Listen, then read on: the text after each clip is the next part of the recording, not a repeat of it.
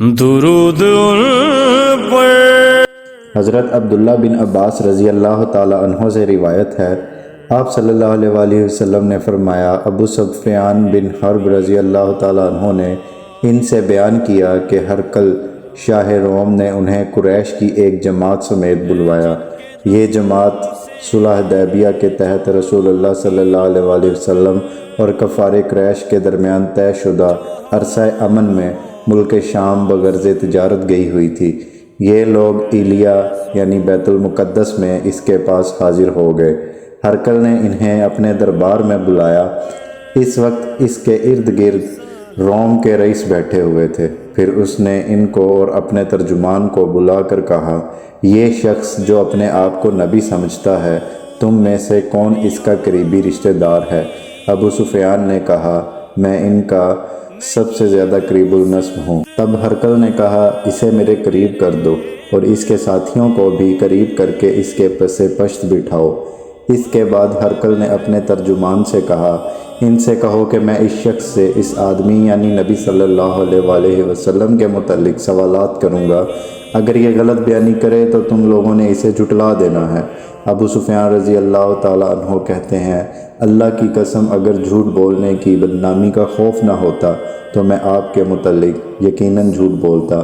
ابو سفیان رضی اللہ تعالی عنہ کہتے ہیں، اس کے بعد پہلا سوال جو ہرقل نے مجھ سے آپ کے بارے میں کیا یہ تھا کہ تم لوگوں میں اس کا نسب کیسا ہے؟ میں نے کہا، ہم میں اونچے نسب والا ہے۔ پھر کہنے لگا، اچھا تو کیا یہ بات اس سے پہلے بھی تم میں سے کسی نے کبھی کہی تھی؟ میں نے کہا، نہیں۔ کہنے لگا، اچھا اس کے بزرگوں میں سے کوئی بادشاہ گزرا ہے؟ میں نے کہا، نہیں۔ کہنے لگا، اچھا یہ بتاؤ کہ بڑے لوگوں نے اس کی پیروی کی ہے یا غریبوں نے؟ میں نے کہا، بلکہ کمزوروں نے۔ کہنے لگا، اس کے پیروکار دن بدن بڑھ رہے ہیں یا کم ہو رہے ہیں؟ میں نے کہا، بلکہ ان کی تعداد میں اضافہ ہو رہا ہے۔ کہنے لگا، کیا اس دین میں داخل ہونے کے بعد کوئی شخص اس دین سے برگشتہ ہو کر مرتد بھی ہو جاتا ہے؟ میں نے کہا، نہیں۔ کہنے لگا، اس نے جو بات کہی ہے، کیا اس دعوی نبوت سے پہلے تم لوگ اسے جھوٹ سے متہم کرتے تھے؟ میں نے کہا، نہیں۔ کہنے لگا، کیا وہ بدعہدی کرتا ہے؟ میں نے کہا، نہیں، البتہ ہم لوگ اس وقت اس کے ساتھ صلح کی ایک مدت گزار رہے ہیں، نامعلوم اس میں وہ کیا کرے گا۔ ابو سفیان کہتے ہیں، اس فکرے کے سوا مجھے کہیں اور اپنی طرف سے بات داخل کرنے کا موقع نہیں ملا۔ کہنے لگا، کیا تم لوگوں نے اس سے جنگ لڑی ہے؟ میں نے کہا، جی ہاں۔ اس نے کہا، پھر تمہاری اور اس کی جنگ کیسی رہی؟ میں نے کہا، جنگ ہم دونوں کے درمیان برابر کی چوٹ ہے، کبھی وہ ہمیں پہنچا لیتا ہے اور کبھی ہم اسے نقصان سے دوچار کر دیتے ہیں۔ کہنے لگا، وہ تمہیں کن باتوں کا حکم دیتا ہے؟ میں نے کہا، وہ کہتا ہے صرف اللہ کی عبادت کرو، اس کے ساتھ کسی کو شریک نہ کرو اور اپنے باپ دادا کی باتیں چھوڑ دو، اور وہ ہمیں نماز، سچائی، پرہیزگاری، پاک دامنی اور قرابت داروں کے ساتھ حسن سلوک کا حکم دیتا ہے۔ اس کے بعد ہرقل نے اپنے ترجمان سے کہا، تم اس شخص ابو سفیان سے کہو کہ میں نے تم سے نبی صلی اللہ علیہ وآلہ وسلم کا نسب پوچھا تو تم نے بتایا کہ وہ اونچے نسب کا ہے، اور دستور یہی ہے کہ پیغمبر ہمیشہ اپنی قوم کے اونچے نسب میں بھیجے جاتے ہیں، اور میں نے تم سے دریافت کیا کہ آیا یہ بات اس سے پہلے بھی تم میں سے کسی اور نے کہی تھی؟ تم نے بتلایا کہ نہیں۔ میں کہتا ہوں، اگر یہ بات اس سے پہلے کسی اور نے کہی ہوتی تو میں کہتا کہ یہ شخص ایک ایسی بات کی نکالی کر رہا ہے جو اس سے پہلے کہی جا چکی ہے، اور میں نے تم سے دریافت کیا کہ اس کے بزرگوں میں سے کوئی بادشاہ گزرا ہے؟ تم نے بتلایا کہ نہیں۔ میں کہتا ہوں، اگر اس کے بزرگوں میں سے کوئی بادشاہ گزرا ہوتا تو میں کہتا کہ یہ شخص اپنے باپ کی بادشاہت کا طالب ہے، اور میں نے تم سے دریافت کیا کہ جو بات اس نے کہی ہے، اس دعوی نبوت سے پہلے تم نے کبھی اس پر جھوٹ بولنے کا الزام عائد کیا ہے؟ تم نے بتلایا کہ نہیں، اور میں اچھی طرح جانتا ہوں کہ ایسا نہیں ہو سکتا کہ وہ لوگوں پر جھوٹ باندھنے سے تو پرہیز کرے لیکن اللہ پر جھوٹ بولے۔ میں نے تم سے یہ بھی دریافت کیا کہ بڑے لوگ اس کی پیروی کر رہے ہیں یا کمزور؟ تم نے بتلایا کہ ناتواں لوگوں نے اس کی پیروی کی ہے۔ اور حقیقت یہی ہے کہ اس قسم کے لوگ ہی پیغمبروں کے پیروکار ہوتے ہیں۔ میں نے تم سے پوچھا وہ بڑھ رہے ہیں یا کم ہو رہے ہیں؟ تم نے بتلایا کہ ان کی تعداد میں مسلسل اضافہ ہو رہا ہے۔ در حقیقت ایمان کا یہی حال ہوتا ہے تا آن کہ وہ پایہ تکمیل تک پہنچ جاتا ہے۔ پھر میں نے تم سے پوچھا کیا اس دین میں داخل ہونے کے بعد کوئی شخص متنفر ہو کر مرتد بھی ہو جاتا ہے؟ تم نے بتلایا کہ نہیں، اور ایمان کا حال یہی ہوتا ہے کہ اس کی بشاشت جب دل میں سما جاتی ہے تو پھر نکلتی نہیں۔ اور میں نے تم سے دریافت کیا کیا وہ عہد شکنی کرتا ہے؟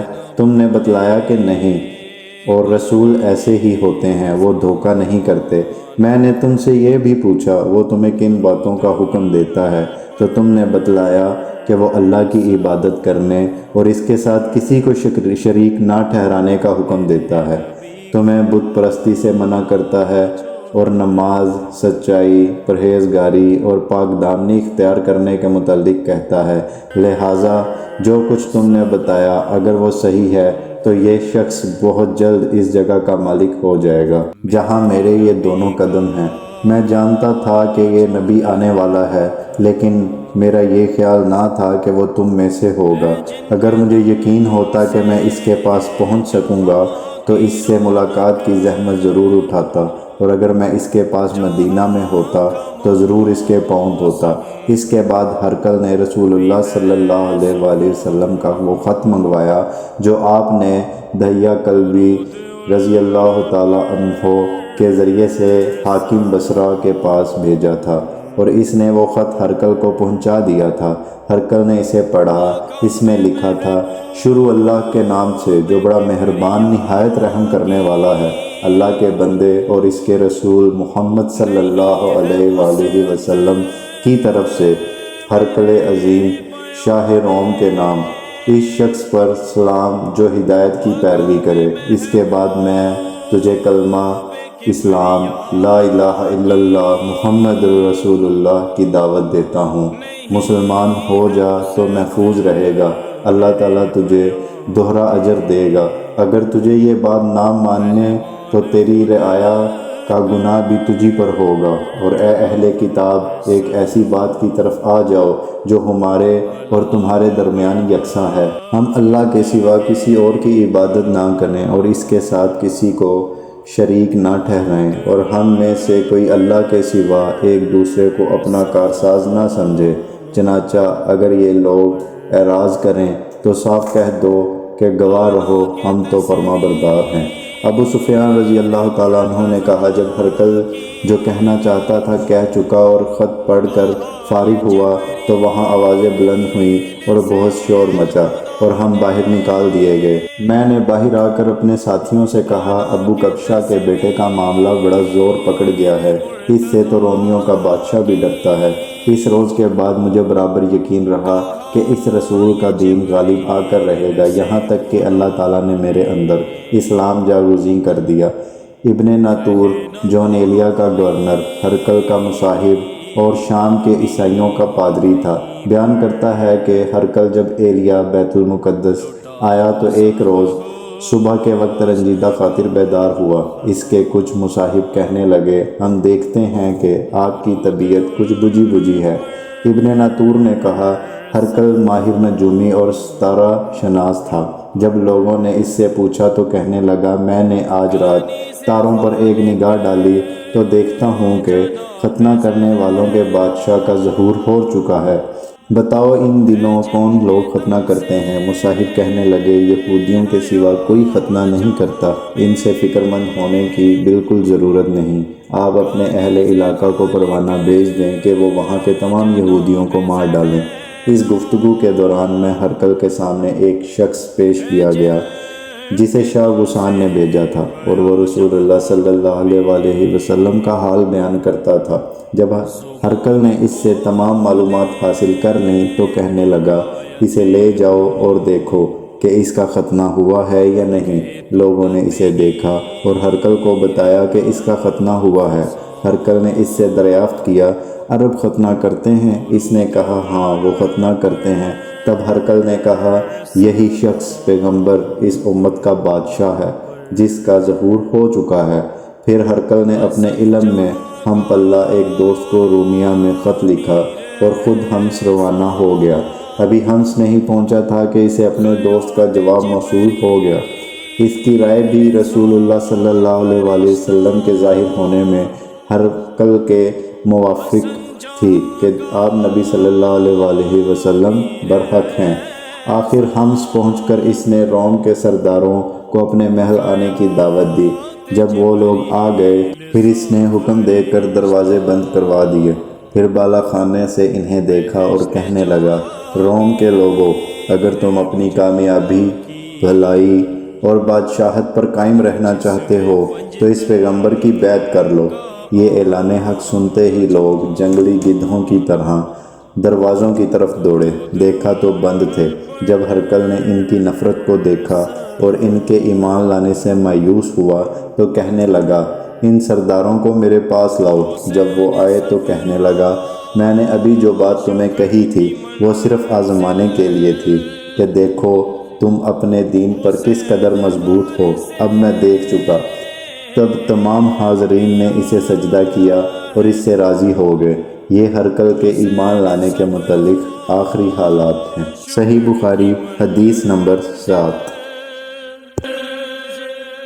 حسین وارث انبیاء ہے،